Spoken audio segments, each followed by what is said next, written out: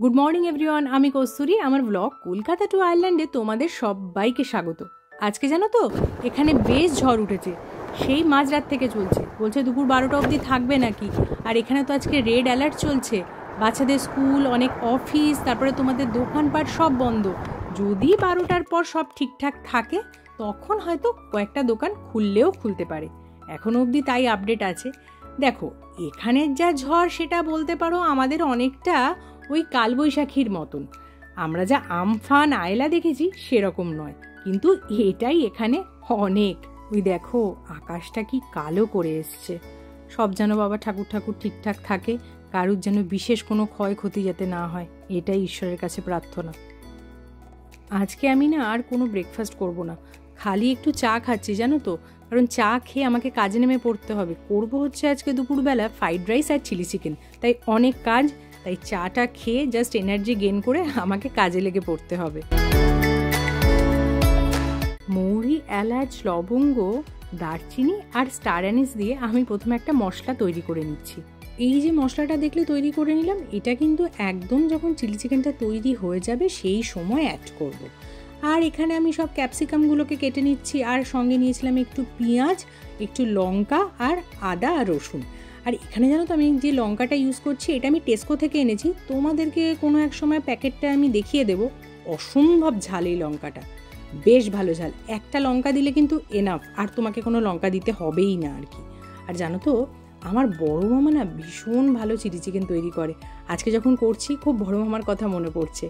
এখানে যে আমি ম্যারিনেটটা করেছি এখানে দিয়েছি হচ্ছে একটু ব্ল্যাক পেপার, আদা আর রসুন আর লঙ্কার পেস্ট, একটু নুন, আর দিয়েছি হচ্ছে ডিম আর কর্নফ্লাওয়ার। এটা দিয়ে ভালো করে মেখে তোমাকে 20 মিনিট মতন রেখে দিতে হবে, তাহলে কিন্তু চিকেনটার ভেতরে পুরো মশলাটা ঢুকবে। যত বেশিক্ষণ রাখবে তত পকোড়াটার স্বাদটা কিন্তু খুব ভালো হবে।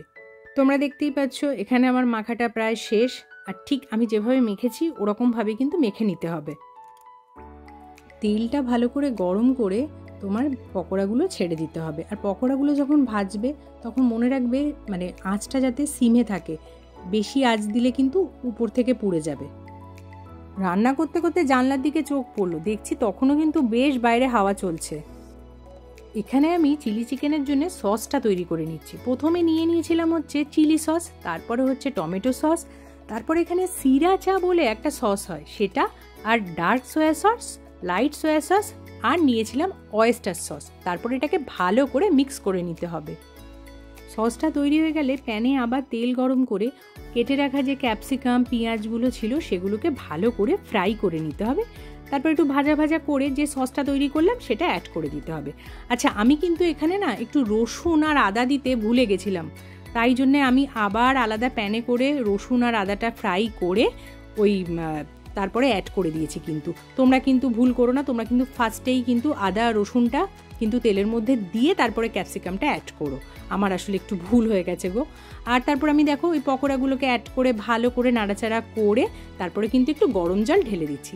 গরম জল ঢেলে দেওয়ার পর ওই ধরো মিনিট 5-6 ফুটতে দেবে। তারপরে কিন্তু ওই কর্নফ্লাওয়ারটা অ্যাড করে দিতে হবে। কর্নফ্লাওয়ারটা যখনই অ্যাড করবে তখন কিন্তু গ্রেভিটা একটু থিকনেস হয়ে যাবে। তো আর সেই জন্যই বলছি তার আগে গরম জলে একটু সেদ্ধ করে নেবে, লাস্টের দিকে কিন্তু কর্নফ্লাওয়ারটা অ্যাড করবে। আর এখানে কিন্তু তোমাদের স্বাদ মতো নুন বা কারো যদি মনে হয় একটু চিনি দেবে বা ঝাল দেবে সেটা কিন্তু দিতে পারো। আর আমি কিন্তু একদম যখন তৈরি হয়ে গেছে তখন কিন্তু লাস্টে অ্যাড করেছি ওই যে প্রথমে যে ভাজা মশলাটা তৈরি করে রেখেছিলাম সেটা আমি এই সময় অ্যাড করে দিয়েছি। দেখতেই পাচ্ছ আমার কিন্তু চিলি চিকেন তৈরি।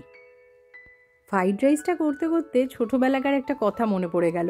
হয়তো স্কুলে গেছি, কখনো বাইরে বেশ ঝড় উঠেছে, আর টিফিন বেলায় আমাদের মাঠে যে খেলতে যেতাম স্কুলে, সেখানে না অনেক আম গাছ থাকতো জানো তো।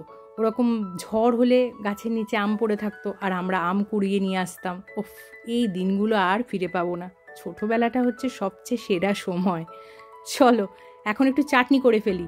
দেখতেই তো পেলে আমি একটু 5 ফোড়ন, শুকনো লঙ্কা আর একটু আদা দিয়ে ভালো করে নাড়াচাড়া করে নিচ্ছি। তারপর আমি টমেটোটা অ্যাড করে দিয়েছিলাম। টমেটোটা অ্যাড করে একটু নাড়াচাড়া করার পর আমি দিয়েছিলাম হচ্ছে নুন। টমেটোর চাটনির ক্ষেত্রে না নুনটা আগে দেবে, কারণ নুনটা দিলে তাড়াতাড়ি কিন্তু টমেটোটা সেদ্ধ হয়ে যায়। তারপর একটু গরম জল অ্যাড করার পর তারপরে দিয়েছিলাম হচ্ছে জ্যাগেরি পাউডার। জ্যাগেরি পাউডার তো আগেই বলেছি দিলে বেশ রঙটা ভালো হয়। আর সব শেষে দিয়েছিলাম ভাজা মশলা। ভাজা মশলাটা না সব ক্ষেত্রে মানে চাটনির, যে কোনো চাটনির ক্ষেত্রে যদি অ্যাড করো না, উফ, চাটনির যা মানে টেস্ট হবে সে যে খেয়েছে সেই জানে, অসম্ভব ভালো খেতে হয়। তোমরা কিন্তু অবশ্যই ট্রাই করবে। ঘড়ির কাঁটা প্রায় 1টার দিকে এগিয়ে যাচ্ছে, আর এই দেখো বাইরে কিন্তু তখনও বেশ হাওয়া চলছে। আমার সব গ্যাসের ওভেন পরিষ্কার করা হয়ে গেছে, কাজ শেষ। দেবমাল্যর নামার সময় কিন্তু হয়ে গেছে, আমিও থালা রেডি করে ফেলেছি। আজকে কিন্তু ওর সব প্রিয় আইটেম, দেখি ও কি বলে। বেজায় খুশি, দেখতে পাচ্ছ তো কি মনোযোগ দিয়ে খাচ্ছে। ওহ, উইকেন্ড পুরো জমজমাট, থ্যাংক ইউ। ওয়েলকাম। না, ওকে আর বিরক্ত করে লাভ নেই, ও খাক। আর ওই দেখো আমার বাড়ির সামনে কিন্তু পুচকুটা বেরিয়ে পড়েছে, একটু এখন ঝড় কমে গেছে তো ওরা বেরিয়ে পড়েছে। আর এই যে মানে গাড়িটা দেখতে পাচ্ছ বাচ্চাটা উঠছে না, এই গাড়িটা জানো তো আমাদের অনেকটা ওয়াকারের মতন। এই দেখো ও কিন্তু পা দিয়ে টেনে টেনে এগিয়ে যাচ্ছে, এতে মনে হয় ওর পায়ের গ্রিপটা মানে বেশ শক্ত হবে। আমি যে দিকটা থাকি ওই দিকে ঝড়ের কোনো এফেক্ট হয়নি, কিন্তু আমি শুনছি আটলান্টিকের দিকে যারা থাকে ওই দিকটা অনেকটা এফেক্ট হয়েছে ঝড়ের জন্যে। সন্ধেবেলায় দেবমাল্য বললো একটু সিঙ্গারা খেতে ইচ্ছা করছে, তাই আমার এখানে ফ্রোজেন প্যাকেট কেনাই থাকে, ওটাই একটু ভেজে নিচ্ছি। এটা হচ্ছে চিকেন সিঙ্গারা, জানো তো। চলো আজকে আমি আমার বকবক এখানেই শেষ করছি। তোমরা সবাই খুব ভালো থেকো, খুব শিগগিরই অন্য আর একটা ব্লগ নিয়ে তোমাদের সামনে হাজির হব। টাটা।